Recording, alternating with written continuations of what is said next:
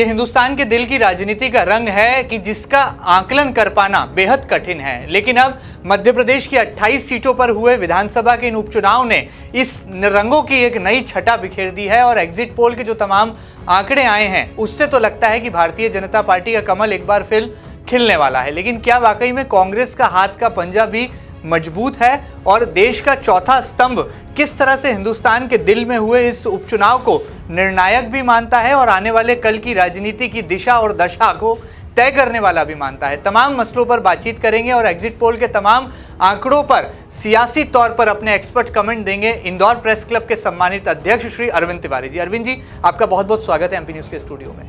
अरविंद जी, राजनीति की नब्ज को बारीक तरीके से परखते भी हैं और लगातार पॉलिटिकल एक्टिविटीज पर उनका ऑब्जर्वेशन जो है बहुत नींद माना जाता है। ऐसे में किस तरह से आने वाले कल के लिए मध्य प्रदेश के ये 28 विधानसभा के उपचुनाव क्या कोई नई सियासी आहट लेकर आने वाले हैं?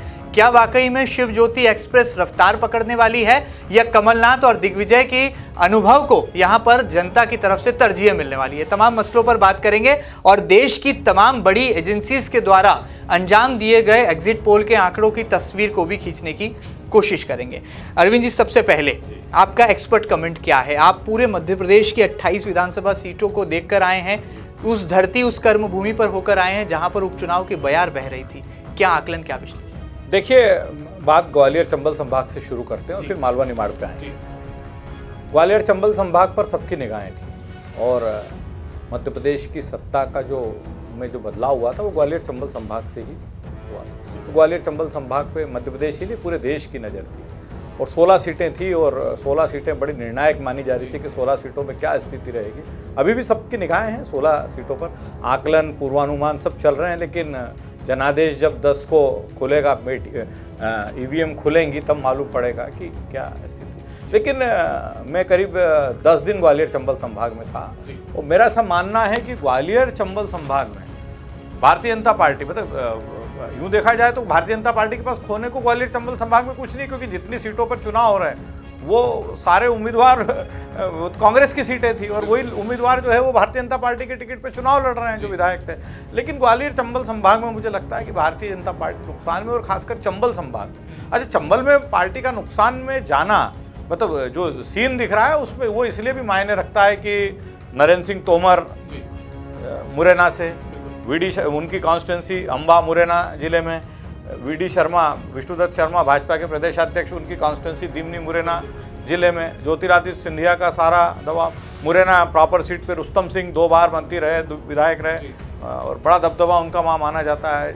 तो इसलिए बड़ा मुरैना पे सबकी नज़र। अब मुरैना की 5 सीटों पर उपचुनाव हो रहे हैं, तो मुरैना का मेरा बहुत क्लियर ऑब्जर्वेशन है कि मुरैना में जो है रूलिंग पार्टी यानी भारतीय जनता पार्टी 2 सीटों पर ही भारतीय जनता पार्टी के लिए कोई संभावना है। वो 2 सीटें हैं सुमावली और जोरा, ये 2 सीटें सी, मतलब अम्बा और दिमनी में तो मैं भारतीय जनता पार्टी को दौड़ से बाहर मान रहा हूँ कि अम्बा और दिमनी में, दिमनी जो कि विष्णुदत्त शर्मा का क्षेत्र है और अम्बा जो कि होम कॉन्स्टिट्यूंसी। आपको ध्यान हो, अम्बा में सभा में शिवराज सिंह चौहान ने लोगों से बोला था कि यहाँ से भारतीय जनता पार्टी को जितवा देना, क्योंकि यहाँ के रहने वाले नरेंद्र सिंह तोमर दिल्ली में नरेंद्र मोदी के बगल में बैठते हैं, तो इतना ध्यान रखना कि अम्बा से जितवा देना। तो अम्बा और दिमनी दोनों में मुझे भारतीय जनता पार्टी के लिए कोई संभावना नहीं लग रही। और मुरैना में जो ट्रायंगुलर फाइट है कांग्रेस, बसपा और भाजपा में, उसमें मुकाबला कांग्रेस और बसपा के बीच में, और बसपा को जो मध्य प्रदेश में 1-2 सीटें मिलने की इस चुनाव में संभावना बन रही है, उसमें मुरैना सबसे प्रबल सीट है। राम प्रकाश राजौरिया जो बसपा के उम्मीदवार हैं वो बहुत अच्छा परफॉर्म कर रहे हैं। तो अब ये 3 सीटों पे तो भारतीय जनता पार्टी के लिए कोई संभावना नहीं है। पार्टी के नेता भी मानते हैं कि हमारे लिए यहाँ कोई संभावना नहीं। बात करें अपन जोरा और सुमावली की, तो जोरा को लेकर हम सबकी भी आपकी भी इसलिए रुचि है कि इंदौर से जाकर पंकज उपाध्याय वहाँ पे चुनाव लड़ रहे हैं। तो पंकज ने चुनाव बहुत अच्छा लड़ा, दमदारी से लड़ा, और उनके मामा बलवीर दंडोतिया जो पहले दिमनी से एमएलए रहे हैं और जो बड़े दबंग नेता माने जाते हैं, वो भले ही कांग्रेस में थे लेकिन पंकज को कहीं ना कहीं उन्होंने सपोर्ट किया। तो लेकिन जोरा में असल में ये हुआ कि अंतिम दौर में आके चुनाव मुझे लगता है कि कांग्रेस के हाथ से कुछ निकल गया। पंकज ने शुरुआत बहुत अच्छी की, वोटिंग के 5-6 दिन पहले तक बहुत अच्छा उनका चल रहा था, लेकिन आखिरी में जो क्या रहता है कि कई चीज़ों का आकलन उम्मीदवार की स्थितियों से हो जाता है, उसकी बॉडी लाइन से हो जाता है। अब जैसे पंकज ने लगातार थानों का घेराव शुरू कर दिया, ऑब्जर्वर्स के सामने शिकायत, तो कहीं ना कहीं लग रहा था कि वो अपने आप को इनसिक्योर फील कर रहा है। दूसरा क्या हुआ कि वहां से सूबेदार सिंह राजोदा चुनाव लड़े थे। सुमावली और जोरा दोनों में नरेंद्र सिंह तोमर ने आखिरी में बड़ी जबरदस्त ताकत लगाई। तो मुझे एक तो जोरा में कुछ संभावनाएं दिख रही है भारतीय जनता पार्टी के पक्ष में। सुमावली में एदल सिंह कंसाना बहुत मजबूत थे और लगभग ये माना जा रहा था कि भारतीय जनता पार्टी के लिए मुरैना में सबसे सिक्योर सीट सुमावली है, क्योंकि एदल सिंह धनबल, बाहुबल, फिर दो बार वो पहले जीत चुके थे। तीसरा चुनाव जीतने के बाद बाई इलेक्शन में आए थे, मतलब उनका चौथा चुनाव था। उस कॉन्स्टिट्यूंसी का मिजाज भी कुछ ऐसा है कि गुजर बाहुल कॉन्स्टिट्यूंसी है। 27-28 गाँवों में गुजरों का बड़ा तगड़ा होल्ड है और बाहुबल, धनबल सब में बड़े वो मजबूत थे। लेकिन एक घटनाक्रम ऐसा हुआ जिसने एदल सिंह को परेशान कर दिया। आपको ध्यान होगा कि वोटिंग के 3-4 दिन पहले सत्यपाल सिंह सिकरवार नीटू को भारतीय जनता पार्टी से निकाल दिया गया। अब नीटू खुद विधायक रहा वहाँ से, उनके पिता गजराज सिंह 2 बार विधायक रहे और उनके चाचा उदयवीर का भी वहाँ बड़ा जबरदस्त दबदबा। तो इक्वेशन ये बिगड़ गई कि जो इनके कारण जो राजपूत एदल सिंह की मदद कर रहे थे वो डाइवर्ट हो गए। उन्होंने कहा जब आपने हमारे आदमी को पार्टी से निकाल दिया तो हम आपके लिए क्यों काम करें।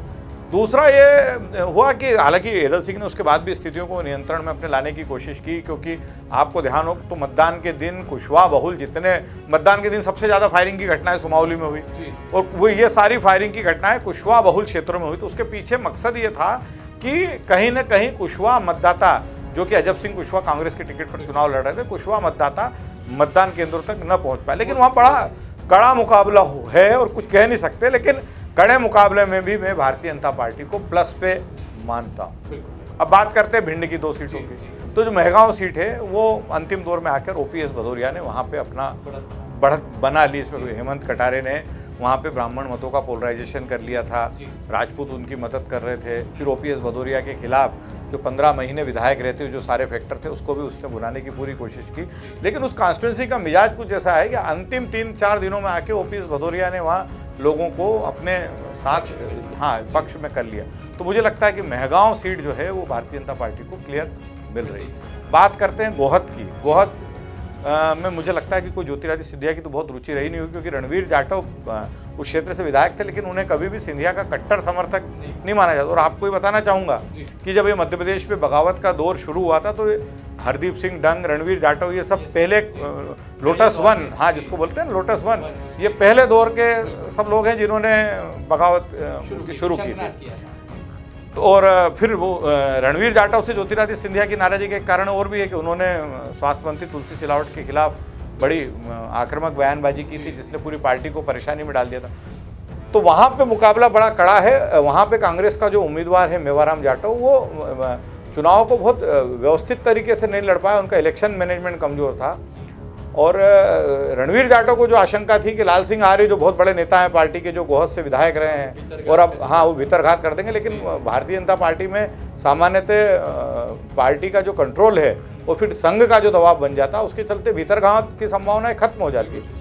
तो वहाँ पर मतलब ये मानिए आपकी नेक टू नेक फाइट है बिल्कुल गोहद में, और नतीजा किसी के भी पक्ष में आ सकता है। बहुत दिलचस्प कहानी है और कांटे की टक्कर है कई सीटों पर। और ये भी कहा जा सकता है कि अरविंद तिवारी जी, जो कि लगातार उपचुनाव पर अपनी पैनी नजर भी बनाए हुए थे और उस सरजमी को भी छूकर आए हैं जहां पर विधानसभा चुनाव का रंग दिखाई दे रहा है। और सबसे बड़ी बात है कि राजनीति को जितना करीब से देखा जाए उतना उसका आकलन, उतना उसका विश्लेषण जो है वो सटीक हो जाता है। शायद यही वजह है कि एमपी न्यूज़ पर भी लगातार अरविंद तिवारी जी की जो बेबाक टिप्पणियां हैं और जो उनका बेबाक विश्लेषण है वो लाखों लाख दर्शक देखते भी हैं, उसकी सराहना भी करते हैं। और यदि मैं आपको याद दिलाना चाहूँ, विधानसभा चुनाव 2018 की बात करें तो अरविंद तिवारी जी ने ही इसी स्टूडियो से एमपी न्यूज़ के फोरम पर बात कही थी कि जिसका मालवा निमाड़ उसकी मध्य प्रदेश में सरकार। तो यहाँ पर ग्वालियर चंबल का सूरत हाल तो हम जानने समझने की कोशिश कर ही रहे हैं और इस खास कार्यक्रम में आपको मालवा और निमाड़ का सूरत हाल भी बताएंगे और ये भी बताएंगे कि मध्य प्रदेश में आखिर किसका राज रहने वाला है। अरविंद जी आगे बढ़ते हैं, ग्वालियर की बात करते हैं। ग्वालियर, और ग्वालियर की तीनों सीटें सिंधिया के लिए बड़ा प्रतिष्ठा का प्रश्न है। ग्वालियर पूर्व जहाँ से मुन्नालाल गोयल चुनाव लड़ रहे हैं, ग्वालियर सीट जहाँ से प्रद्युम्न सिंह तोमर मंत्री जो हैं वो है, और डबरा। तो मुझे ऐसा लगता है कि मुन्नालाल गोयल तो चुनाव हार जाएंगे है ना। मुन्नालाल गोयल के क्षेत्र में मुश्किल से 46% मतदान हुआ है, और वो मतदान भी उन मतदान केंद्रों पर ज़्यादा हुआ है जो सतीश सिकरवार जो उनके सामने चुनाव लड़ रहे हैं, जो पिछला चुनाव भी उनके सामने लड़े थे भारतीय जनता पार्टी के टिकट पर, वो सतीश उन मतदान केंद्रों पर ज़्यादा मतदान हुआ जो सतीश सिकरवार के प्रभाव वाले माने जाते थे। जो व्यापारिक क्षेत्र थे, जो एलिट क्लास की कॉलोनियाँ मानी जाती थी, जो मध्यम वर्ग की कॉलोनियां मानी जाती थी, उन क्षेत्रों में मतदान का प्रतिशत कम रहा। मुझे लगता है पार्टी के नेताओं का भी जो आकलन आ रहा है, मेरी भारतीय जनता पार्टी के नेताओं से बात आ रही है, वो भी ये मान रहे हैं कि मुन्नालाल गोयल शायद चुनाव बचा नहीं पाए। मैं तो सतीश सिकर वो मतलब ये आपको आश्चर्य होगा कि वहाँ पे सतीश सिकरवार चुनाव किसी भी हालत में नहीं जीत पाए। ये नरेंद्र सिंह तोमर का भी के लिए भी प्रतिष्ठा का प्रश्न था, क्योंकि भारतीय जनता पार्टी में जब ये दोनों थे, सतीश भारतीय जनता पार्टी में थे, तो उन्हें तोमर विरोधी लॉबी का आदमी माना जाता। प्रद्युम्न सिंह तोमर के बारे में मेरा आकलन है ग्वालियर सीट को लेकर, वो सीट भारतीय जनता पार्टी जीत रही है। प्रद्युम्न उस सीट को बचाने में कामयाब हो गए। उनकी जो बहुत सादगी थी, उनकी जो लोगों को 1 to 1 मैनेज करने की कैपेसिटी थी। फिर आपने कई वीडियो देखे होंगे कि वो चरणों में गिर जाते थे कि आप, तो मतलब वो लोगों ने सोचा कि इन्हें एक मौका और दिया जाए। मतलब वो सामने वाले उम्मीदवार सुनील शर्मा भी बहुत मजबूत थे, लेकिन लोगों को लगा कि यार अपने बीच का आदमी है और मंत्री बन गया, उसके बाद भी इसमें इतनी सादगी है, सज्जनता, हम इसको कुछ कह देते हैं तो भी सुन लेता है, तो वो उनका मजबूत पक्ष रहा। डबरा पे सबकी निगाहें हैं, और डबरा में ऐसा माना जा रहा था कि कमलनाथ का जो वहाँ की सभा में जो वक्तव्य आया था और जो शब्द उन्होंने इमरती देवी के लिए उपयोग किया था, उसके बाद वहाँ का चुनावी परिदृश्य कुछ बदला। लेकिन मुझे लगता है कि इतना नहीं बदला कि मतलब वो इमरती देवी बिल्कुल सिक्योर हो गई और हम आउटराइट ये कह सके कि इमरती देवी चुनाव जीत रही। जितने विश्लेषण आ रहे हैं, जितने आकलन आ रहे हैं, उसमें भी देखेंगे तो आप इस सीट पे कांटा जोड़ मुकाबला बताया जा रहा है, क्योंकि सुरेश राजे जो उनके सामने चुनाव लड़ रहे हैं, उनके रिश्तेदारी हैं, वो डाउन टू अर्थ व्यक्ति है। मैं खुद डबरा में था, और महेंद्र जी मेरे को बड़ा आश्चर्य हुआ कि मैंने जिन लोगों से बात की उनमें से अधिकतर ने इमरती देवी के खिलाफ बोला। उन्होंने बोला कि इमरती देवी बहुत इगोइस्टिक हैं, इमरती देवी ने जम के भ्रष्टाचार किया, इमरती देवी ने इस क्षेत्र के विकास में कोई रुचि, मतलब आम जनता की भावना जो है डबरा की, वो इमरती देवी के खिलाफ मुझे दिखी। लेकिन ऐसा कहा जाता है कि नरोत्तम मिश्रा के चूँकि वहीं के निवासी हैं, उनके लिए वो सीट बड़ी प्रतिष्ठा का प्रश्न है, उन्होंने वहाँ पर बड़ा मैनेजमेंट किया है, और उस मैनेजमेंट का असर इमरती देवी के पक्ष में देख सकता है। तो ग्वालियर की 3 सीटों के बारे में आपको बताया। एक सीट दतिया की है भांडेर, और भांडेर वहाँ से फूल सिंह बरैया के सामने रक्षा सिरोनिया चुनाव लड़ रही है। लेकिन मेरा आकलन वहाँ पे तमाम जो सर्वे हैं वो फूल सिंह बरैया के पक्ष में दिख रहे हैं, लेकिन मुझे लग रहा है कि वहाँ पे रक्षा सिरोनिया अपनी सीट बचाने में सफल हो जाएगी। उसके मैं 2-3 कारण आपको बताता हूँ। एक तो क्या है कि दोनों उम्मीदवार SC से हैं, तो SC के वोटों का विभाजन हो रहा है, और दूसरा आपने देखा होगा कि पूरे चुनाव के दौर में फूल सिंह बरैया बड़े ही जातिगत जहर उगलते रहे। तो वो जो जातिगत समीकरण है, वो जो ध्रुवीकरण हुआ है, वो रक्षा के पक्ष में हो गया। तो एक तो SC के वोटों का विभाजन, और दूसरा ये कि दूसरे जातिगत वोटों का जो है आधार पर, दूसरे वोटों का जातिगत आधार पर रक्षा सिरोनिया के पक्ष में एकजुट हो जाना। लेकिन वहाँ दोनों तरह की बातें आ रही है। वहाँ जो सरकारी एजेंसियाँ हैं, जो भी अपने स्तर पर सरकारी एजेंसियों का भी आकलन इस दौर में बड़ा महत्वपूर्ण रहता है, तो वो भी कहीं ना कहीं मान रही है कि रक्षा सिरोनिया प्लस पे है। वो भी मान रही हैं कि रक्षा सिरोनिया प्लस पे है। बहुत बड़ी बात है। यहाँ पर अब आगे बढ़ते हैं और बुंदेलखंड की तस्वीर भी जरा यहाँ पर उकेर लेते हैं। जी जी बुंदेलखंड पे जी जी जी ग्वालियर चंबल संभाग की 4 सीटें और बच रही। बिल्कुल, हाँ, उस पर भी आकलन कर रहे हैं। जी, ग्वालियर चंबल का पूरा एक तरह से बेल्ट हो जाए। जी, शिवपुरी की 2 सीटें हैं, करेरा और पोहरी।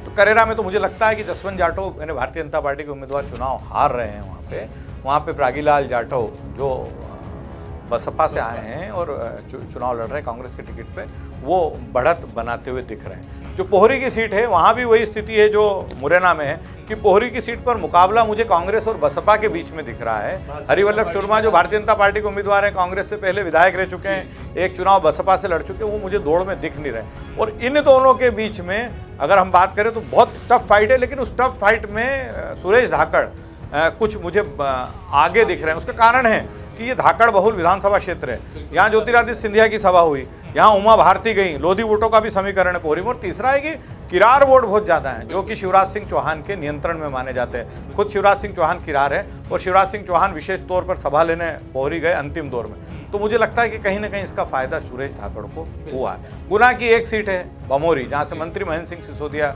चुनाव लड़ रहे हैं। मुझे ऐसा लगता है कि मंत्री महेंद्र सिंह सिसोदिया वहाँ सुरक्षित हैं।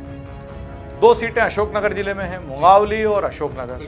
मुझे ऐसा लगता है कि अशोकनगर में जो फाइट है, इक्वल फाइट है, बराबरी का मुकाबला है, लेकिन उसमें जो है आगे कुछ कांग्रेस का उम्मीदवार आशा दोहरे दिख रही है। और मुंगावली में मुझे मंत्री ब्रजेंद्र यादव चुनाव में पीछे दिख रहे हैं कि वहाँ पे जो जातिगत आधार पर उनकी लामबंदी हो गई, जो उनसे लोगों की व्यक्तिगत नाराजी है, वो उनके लिए नुकसानदायक साबित हो रही है। तो ये ग्वालियर चंबल संभाग का एक 16 सीटों का परिदृश्य मैंने आपके साथ। ठीक बात है, बड़ी बात है। ये ग्वालियर चंबल संभाग की यदि हम बात करें तो कई मंत्रियों यहाँ पर जो है अपनी कुर्सी बचाते नजर आ रहे हैं, और ये भी कहा जा सकता है कि ज्योतिरादित्य सिंधिया के गढ़ में लगता है कांग्रेस ने सेंधमारी जो की थी वो कहीं ना कहीं 4 नेताओं की, महेंद्र जी, 4 नेताओं की प्रतिष्ठा दांव पे है ग्वालियर चंबल संभाग।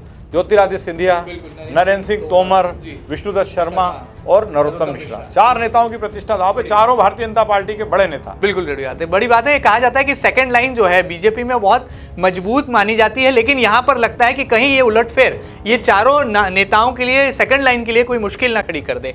आगे बढ़ते हैं, बुंदेलखंड की भी बात करते हैं। मुझे लगता है सुर्खी और सांची, यहाँ पर भी 2 मंत्रियों की प्रतिष्ठा दांव पर है। बड़ा मलहरा, जी जी, भोपाल मध्य क्षेत्र में ले लेते हैं जी। सुर्खी और बड़ा मलहरा। तो मुझे ऐसा लगता है कि जो मैनेजमेंट अंतिम दौर का चला, वो कहीं ना कहीं, वैसे कमलनाथ से 2 दिन पहले मेरी बात हुई थी, तो वो सांची मतलब सुर्खी को लेकर बड़े कॉन्फिडेंट नजर आए। उन्होंने कहा पारुल चुनाव जीत रही है वहाँ पे, गोविंद राजपूत हर हालत में चुनाव हारेंगे। लेकिन मेरा आकलन जो है, मैं उस क्षेत्र में गया नहीं, मतलब वहाँ एक आध बारी मेरा जाना हुआ, अंतिम दौर में मैं जा नहीं पाया, लेकिन वहाँ जो मुझे फीडबैक अंतिम दौर में मिल रहा है, अलग अलग स्तर से मिल रहा है, मीडिया के साथियों से मिल रहा है, तो वो उनका कहना है कि यहाँ का इलेक्शन आखिरी में आकर मैनेज हो गया, क्योंकि मध्य प्रदेश की 2 सीटें ऐसी थी जो ज्योतिरादित्य सिंधिया के लिए प्रतिष्ठा का प्रश्न थी, सांवेर और सुर्खी, तो इसलिए वो प्रतिष्ठा का प्रश्न था वहाँ पे। और कुछ चूंकि मध्य प्रदेश के परिवहन मंत्री वहाँ से चुनाव लड़ रहे थे, तो परिवहन मंत्री का चुनाव मैनेज नहीं होगा तो किसका चुनाव होगा मध्य प्रदेश में? तो वहाँ कुछ चुनाव मुझे लगता है कि मैनेज हुआ है, लेकिन मतलब ये कह सकते हैं महेंद्र जी वहाँ पे कि मुकाबला कड़ा है। मुकाबला कड़े मुकाबले में कमल की कुछ बढ़त दिख रही है। बड़ा मलहरा, मुझे लगता है कि अंतिम दौर में जिस तरह से प्रद्युम्न लोधी जो है वो बीमार हो गए, अस्पताल में एडमिट हो गए, और उनके परिजन और उमा भारती और सब उनके लगे रहे, तो एक सहानुभूति का भाव हमने 2003 के चुनाव में सोनकच में ऐसा नज़ारा देखा है, जब सज्जन वर्मा अस्वस्थ हो गए थे, उसका पूरा फायदा उन्हें पन्नालाल जैसे मजबूत उम्मीदवार के सामने मिल गया था। तो बड़ा मलहरा, अच्छा फिर उमा जी की प्रतिष्ठा भी दाव पे है। राहुल, वहाँ लोधी फैक्टर बड़ा इंपॉर्टेंट है बड़ा मलहरा में, तो प्रद्युम्न लोधी उम्मीदवार, फिर राहुल लोधी चले गए अंतिम दौर में। हाँ, और उमा जी लोधियों की बड़ी नेता मानी जाती है, उन्होंने वहाँ बहुत समय दिया, तो मुझे लगता है हाँ, पोलराइजेशन के आधार पर वो बढ़त बनाए हुए हैं वहाँ पे वो। बिल्कुल ठीक बात है, बड़ी बात है। यहाँ पर कहा जाता है कि बेबाकी जो है, खासतौर पर विश्लेषण और आकलन के दौरान इस बेबाकी की ही जरूरत होती है, और जनता और दर्शक भी मुझे लगता है इस बेबाकी का ही इंतजार कर रहे थे। जैसा सर ने कहा कि अरविंद तिवारी जी का साफ तौर पर कहना है कि सुर्खी में जो उलटफेर हुआ है वो आखिरी के 48 घंटों में हुआ है। ऐसे में अब चुनाव के नतीजों में भी कुछ ही घंटों का वक्त बाकी है। एग्जिट पोल ने जरूर यहाँ पर अपना ग्राफ दे दिया है, लेकिन सीटवार क्या अनुमान है, सीटवार क्या विश्लेषण और क्या आकलन है, वो हम आपको बता रहे हैं। अब मुझे लगता है कि सीट, मुझे लगता है कि पहले अपने जी एक सीट विंध्य प्रदेश की अनुकूल ले लेना चाहिए, जी जी जी, ताकि उस तरह से फिर मालवा निमाड़ पर लौटा जा सके, भोपाल सांची पर आया जा सके। जी, किस तरह से आपको लगता है कि? मुझे ऐसा लगता है कि अनूपपुर सीट जो है वो वहाँ भारतीय जनता पार्टी बड़ी सुरक्षित स्थिति में, उसका, हाँ, बिसाहू लाल सिंह, उसका, हालांकि बिसाहू लाल सिंह अपने बयानों को लेकर बड़े विवादों में रहे, और उनके जो वीडियो हमारे सामने आए उससे ऐसा लग रहा था कि बड़ी अपरिपक्वता का परिचय उन्होंने चुनाव में दिया। लेकिन जिन भारतीय जनता पार्टी उस सीट को लेकर कितनी आश्वस्त है, इसका अंदाज इसी से लगा सकते हैं कि जिन भारतीय जनता पार्टी ने राजेंद्र शुक्ला के साथ जिन नेताओं को वहाँ चुनाव प्रबंधन के लिए लगा रखा था, उन्हें अंतिम दौर में उन्होंने दूसरे विधानसभा क्षेत्र में भेज दिया। तो कहीं ना कहीं जब हर सीट पे इतना मैनेजमेंट था, हर सीट पे पार्टी ने लोगों को तैनात कर रखा था, वहाँ से कुछ नेताओं को विड्रॉ किया गया, उसका साफ मतलब है कि पार्टी वहाँ सुरक्षित स्थिति में थी, तभी उन्होंने वहाँ से किया। और बिसाहू लाल सिंह वहाँ से 4-5 चुनाव पहले जो अनुभवी व्यक्ति हैं। दूसरा, वो इमोशनल भी बढ़ रहे इस इलेक्शन के दौरान, और उन्होंने कांग्रेस छोड़ने का जो कारण बताया, और उसको भी लेकर उन्होंने कहा कि भाई क्षेत्र का विकास नहीं हो रहा था, मेरी उपेक्षा हो रही थी। मेरा जैसा लीडर जो 4 बार पहले चुनाव जीत चुका, उसको मंत्री नहीं बना पाया। राहुल गांधी ने मेरे लिए कहा, हाँ, सूची में मेरा नाम था और मैं मंत्री नहीं बन पाया। मतलब सूची राहुल गांधी से अनुमोदित होने के बाद जो सूची आई उसमें भी बदलाव हो गया। मतलब ये बताता है कि कमलनाथ कितने मध्य प्रदेश में वजनदार है। ये भी बताता है कि जो सूची राहुल गांधी, सोनिया गांधी ने अप्रूव की, उसको उन्होंने बदल दिया। ठीक है, आप सांची की बात कर लें। जी, हाँ, साची मेरा आकलन जो है वो प्रभुराम चौधरी के पक्ष में है, क्योंकि वहाँ सेवोटेज हुआ है निश्चित तौर पर। गौरीशंकर शेजवार और उनके बेटे ने जिस ईमानदारी से काम करना था वो नहीं किया, लेकिन प्रभुराम चौधरी बड़े डाउन टू अर्थ व्यक्ति हैं। और देखिए आप वो लंबे वहाँ से तीन चुनाव जीत चुके हैं। उनका मदन लाल चौधरी जो कांग्रेस के उम्मीदवार थे उनकी तुलना में लोगों से बड़ा 1-to-1 का संबंध था।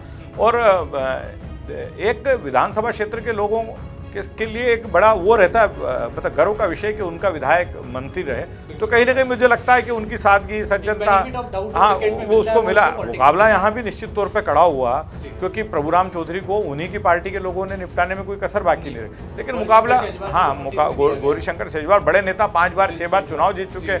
उनका बेटा पिछला चुनाव लड़ा। और देखिए ये तो स्वाभाविक बात है ना कि गौरीशंकर अपने, यदि प्रभुराम चौधरी इस बार चुनाव जीतते तो अगली बार फिर चुनाव जीतेंगे। ऐसी स्थिति में मुदित शेजवार जो युवा हैं उनका तो 10 साल ग्रहण लगने जैसी स्थिति है। तो वो मुझे लगता है कि इस सब के बावजूद वहाँ पे प्रभुराम चौधरी की राह कुछ आसान दिख रही है। चलिए बहुत बड़ी बात है। यहाँ पर हमने आपको तमाम सीटों का सूरत हाल बताया। अब जरा उन सीटों की भी बात कर लेते हैं। एक सीट भोपाल की और बच रही है महेंद्र जी, मुझे लगता है कि उसको करते हुए हम फिर मालवा निमाड़ से इस चर्चा का समापन करें। ब्यावरा सीट है, ब्यावरा सीट है जो गोवर्धन डांगी के निधन से हुई है। वहाँ तो न टिकाऊ बिकाऊ का मुद्दा है और न वहाँ गद्दार वफादार का मुद्दा है, वहाँ सहानुभूति का मुद्दा है। हालांकि गोवर्धन डांगी ब्यावरा आपको बता दूं कि जनता पार्टी और भाजपा की परंपरागत सीट रही है। डीएम जगताव सालों तक वहां से विधायक रहे, लेकिन बाद में जब दिग्विजय सिंह राजगढ़ क्षेत्र में पावरफुल हुए तो वहां पे हुआ, लेकिन वहां भी अल्टरनेट जीतता है, कभी कांग्रेस का उम्मीदवार जीतता, लेकिन नारायण सिंह वहां से चुनाव पहले जीत चुके हैं विधायक के रूप में। दूसरा है कि डांगी परिवार से किसी को उम्मीदवार बनाया, हालांकि रामचंद्र डांगी चुनाव लड़ रहे हैं, ये 2 बार पहले हार चुके हैं चुनाव। लेकिन यहाँ जो है दिग्विजय सिंह की प्रतिष्ठा दांव पे है, क्योंकि राजगढ़ उनका पुराना संसदीय क्षेत्र रहा। जयवर्धन सिंह, प्रियव्रत सिंह वहाँ से मंत्री, जयवर्धन वहाँ के प्रभारी रहे, तो बड़ा वहाँ का वो है। लेकिन मुझे लगता है कि अभी जो स्थितियाँ हैं वहाँ पे, उसमें पिछला चुनाव भी मतलब नारायण सिंह जो इसके पहले वाला जो चुनाव जीते थे वो भी 850 वोट के आसपास मार्जिन से जीते। तो बहुत कांटे का मुकाबला है। और मतलब ऊँट किस करवट बैठे इसको मतलब लेके कहीं कोई अनुमान निकल नहीं पा रहा। लेकिन ये है कि यदि दिग्विजय सिंह और प्रियव्रत सिंह और जयवर्धन सिंह की बात वहाँ के लोगों ने मानी और जिस तरह का कमिटमेंट उनका क्षेत्र के प्रति है, तो हो सकता है कि उसका फायदा रामचंद्र डांगी को मिल सकता है। चलिए यहाँ पर बड़ी बात है, कांग्रेस यहाँ पर कुछ सीटों पर साख को बचाने में कामयाब होती दिखाई दे रही है, लेकिन भारतीय जनता पार्टी का कमल भी है जो कि आंकड़ों के लिहाज से लगातार खिलता जा रहा है। अब आप बेसब्री से इंतजार कर रहे हैं कि मालवा और निमाड़ में आखिर क्या होने वाला है, किस तरह से यहाँ की सीटों में जो है निर्णायक क्षमता है। और कहा जाता है कि मध्य प्रदेश की राजनीति की दिशा और दशा वो मालवा और निमाड़ ही तय करता है। और भारतीय जनता पार्टी जो कि सत्तारूढ़ दल है, उससे भी सबसे ज्यादा उम्मीद इसी मालवा और निमाड़ से है। और सबसे बड़ी बात, राजनीति में कहा जाता है जो दिखता है वो होता नहीं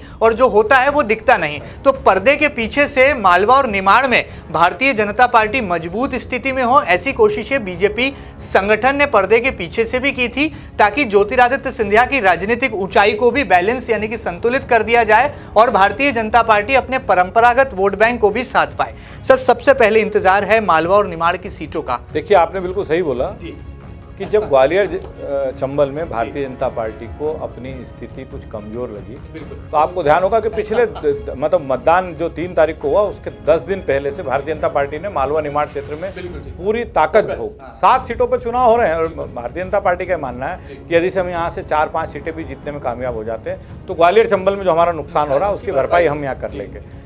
अब सांवेर पे सबसे आखिरी में चर्चा करेंगे क्योंकि सांवेर सबसे दिलचस्प सीट और इंदौर के सबसे करीब है, तो उसको बात को खत्म करने के पहले हम सांवेर पे बात करेंगे।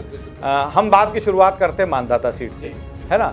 मानदाता सीट को लेकर मेरा बहुत स्पष्ट आकलन है कि वहाँ पर उत्तम पाल सिंह पूर्णी जो है उनको बढ़त है। इसके कारण ये है कि राजनारायण सिंह पूर्णी जो उनके पिताजी हैं उनका इस क्षेत्र में काफ़ी होल्ड है।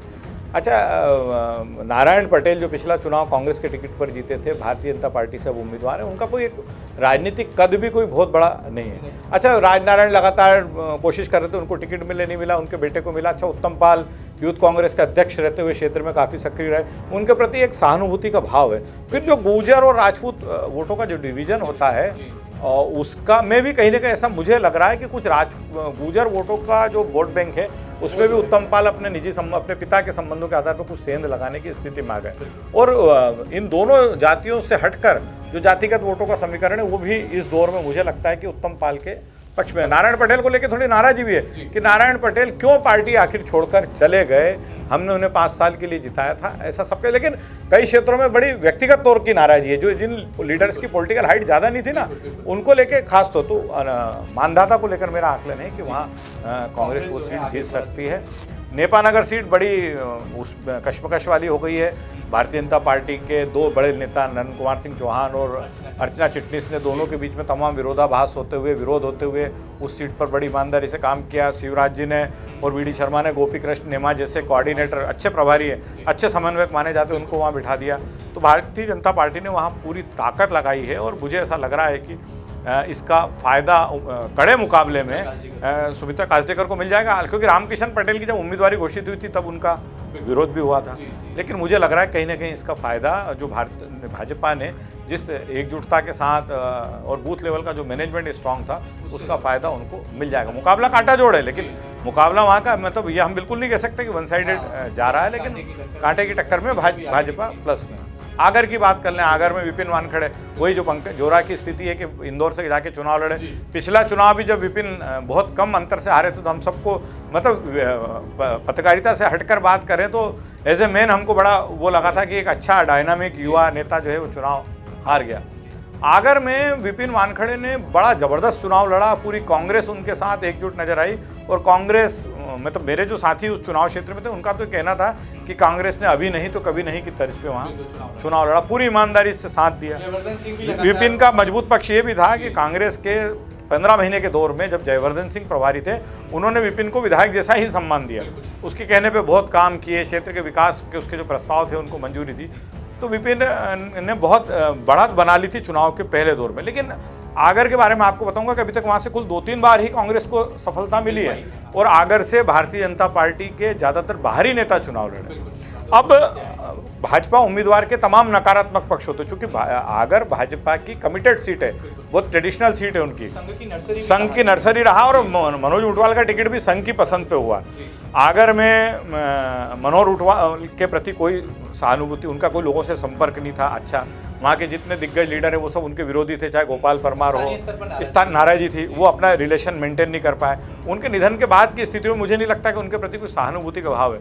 लेकिन जो ट्रेडिशनल सीट है भाजपा की और वहाँ अंतिम समय में आके लोगों के मन में जो पहले दीपक, बाद में जो है कमल, ये से मतलब सालों तक जनसंघ के उम्मीदवार जीतते रहे। कैसे कैसे उम्मीदवार जीते कि भिंडे से भूरेलाल फिरोजी आए और आगर में चुनाव लड़ गए, उज्जैन से रेखा जावत से सत्यनारायण जटिया गए और आगर में चुनाव जीत गए। तो बड़ी मतलब विचारधारा पे वोट देते हैं। तो मुझे लग रहा है कि अंतिम दौर में आके विपिन को थोड़ा इसका नुकसान हो रहा है कि जो विचारधारा के आधार पर जो आगर में वोटिंग हुआ है।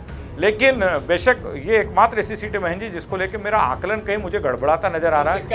हाँ, मुझे ऐसा लगता है कि कहीं ऐसा ना हो कि विपिन कोई चमत्कार इस सब के बावजूद भी दिखा जाए। हम बात करते हैं हाटपिपलिया की। हाटपिपलिया में भी मनोज चौधरी के खिलाफ नाराजी तो बड़ी ज़बरदस्त है।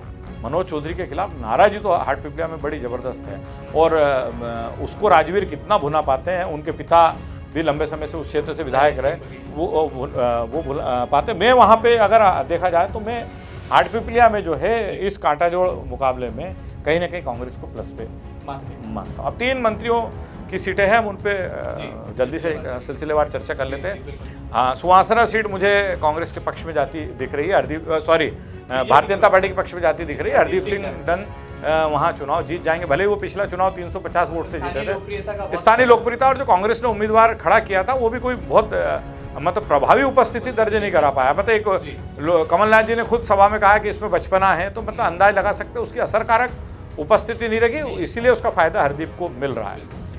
बदनौर में कांग्रेस ने उम्मीदवार बदला और उम्मीदवार बदलने का फायदा हुआ और कमल सिंह ने बड़ा कांटाजोड़ मुकाबला लड़ा। और आज हम देख रहे हैं कि कई जो इलेक्शन एनालिसिस आए हैं वो तो कमल सिंह को जीता हुआ बता रहे हैं वहाँ से, लेकिन वहाँ पे बहुत कड़ी टक्कर है। मतलब राज्यवर्धन सिंह जीते तो अपने पिता की पुण्याई और 2 बार क्षेत्र में विधायक रहते और तीसरा इस बार विधायक चुनने के बाद जो उन्होंने एग्रेसिव तेवर अपनाए थे, अपनी को मंत्री न बनाए जाने को क्षेत्र की प्रतिष्ठा से जोड़ दिया था, उसका फायदा उन्हें मिल सकता है। बॉर्डर फाइट है, सांवेर तो सांवेर पे बात कर लें, दोनों उम्मीदवारों ने बहुत दमदारी से चुनाव लड़ा। बीजेपी ने तुलसी सिलावट के लिए पूरी ताकत लगा दी, एहसास नहीं होने दिया कि ये कांग्रेस से आए नए नवेले नेता हैं हमारे बीच में। गुड्डू के लिए कांग्रेस के नेता तो लगे, गुड्डू का पर्सनल मैनेजमेंट भी बड़ा स्ट्रांग था, इसलिए इलेक्शन मैनेजमेंट में कोई कमी नहीं रही। खूब पैसे की मतलब पैसा बहा सांवेर में, ये कह सकते हैं हम कि सांवेर में पैसा बहा।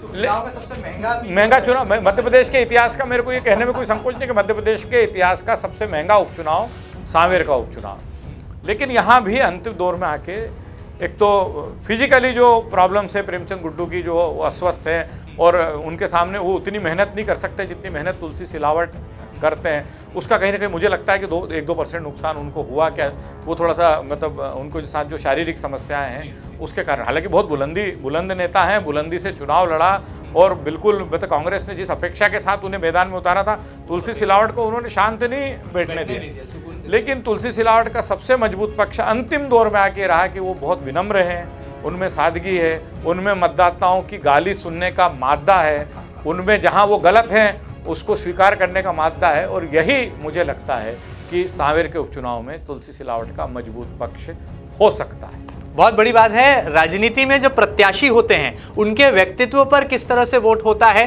विचारधारा पर कैसे वोट होता है, और लड़ाई जब अंतिम चरणों में आ जाती है तो कैसे पॉलिटिक्स में भी बॉर्डर फाइट के यहाँ पर नज़ारे दिखाई देते हैं। ये तमाम आकलन यहाँ पर इंदौर प्रेस क्लब के सम्मानित अध्यक्ष अरविंद तिवारी प्रस्तुत कर रहे थे। साथ ही साथ ये भी बता रहे थे बड़े बेबाक अंदाज में और 100 टन खरी बात कर रहे थे कि जनता ने आखिर वोट किस आधार पर दिया है, जीत का पैमाना क्या होगा और मध्य प्रदेश में आखिर किसका राज होगा। यह तस्वीर अब मुझे लगता है कि साफ हो चली है। शिवराज यहां पर कायम रहने वाला है, लेकिन Bharatiya Janata party exit poll के जो तमाम आंकड़े निकल कर आए हैं उसके बाद उत्साहित जरूर है, मनोबल जरूर यहां पर बीजेपी का ऊंचा है, लेकिन कांग्रेस भी लगता है कि अभी पूरी तरह से मैदान छोड़ने वाली नहीं है। शायद यही वजह है कि कमलनाथ के तल्ख तेवर भी लगातार बरकरार हैं और विधायक दल की बैठक को लेकर कांग्रेस की कमलनाथ का स्पष्ट दावा है महेंद्र जी कि मैं 20 से 22 सीटें जीत रहा हूं और यदि 18 सीटें भी हमारी आ गई तो मैं मध्य प्रदेश में भारतीय जनता पार्टी की सरकार नहीं रहने दूंगा। इसके पीछे उनका क्या कैलकुलेशन है ये तो वही जानते हैं, क्योंकि कमलनाथ मैनेजमेंट के मास्टर माना जाते हैं। हालांकि उनका मैनेजमेंट 6 महीने पहले हमें फेल होता देखा, जब उनकी पार्टी के इतने विधायक जो जीते हुए विधायक थे वो छोड़ के चले गए, कांग्रेस के विधायक पार्टी छोड़ के चले गए और सत्ता में बदलाव हो गए। बिल्कुल ठीक बात है। चलिए यहाँ पर हमने कोशिश की आपको तमाम एग्जिट पोल से परे किस तरह से सीटवार यहाँ पर एक आकलन है वो आपके सामने रखा, और महज कुछ ही घंटों का वक्त बचा है जब ईवीएम मशीन में से तमाम प्रत्याशियों की किस्मत का फैसला सामने होगा। मध्य प्रदेश की 7.5 करोड़ जनता के लिए जो 28 नए विधायक चुने जाने वाले हैं वो सामने होंगे, तस्वीर पूरी तरह से साफ हो जाएगी। लेकिन हमने आपको अभी से बता दिया है कि मध्य प्रदेश में कायम रहेगा शिवराज, और लगातार भारतीय जनता पार्टी का कहां पर संगठन ने कमाल किया है, कहां पर नेताजी को व्यक्तिगत तौर पर वोट मिले हैं और कहां पर विचारधारा के आधार पर मतदान हुआ है। मतगणना की भी तमाम तस्वीरें हम आपको सबसे सटीक और सबसे अलग अंदाज में बताते रहेंगे। एमपी न्यूज़ की सदैव कोशिश रही है कि चुनावी खबरें मतलब सिर्फ और सिर्फ एमपी न्यूज़, वो मकसद हमने यहां पर पूरा किया। और इंदौर प्रेस क्लब के अध्यक्ष जो कि एक राजनीतिक विश्लेषक भी हैं, न केवल मध्य प्रदेश बल्कि मध्य भारत में भी उनका नाम जाना पहचाना जाता है। शायद ये वजह है कि राजनीति की जो तासीर है उसको बेहद निराले ढंग से वो यहाँ पर प्रस्तुत करते हैं और उनके अंदाजे बयां की तारीफ पूरे मध्य प्रदेश और देश भर में होती है। बहुत बहुत शुक्रिया अदा करेंगे अरविंद जी, आपने समय दिया और अपने व्यस्ततम शेड्यूल में से आपने मध्य प्रदेश के दर्शकों के लिए यहाँ पर 28 सीटों का विश्लेषण और पूरा का पूरा ब्यौरा यहाँ पर प्रस्तुत किया। ताज़ा तरीन खबरों के लिए लगातार बने रहें आपके अपने न्यूज़ चैनल एमपी न्यूज़ के साथ। फिलहाल दीजिए इजाजत, नमस्कार।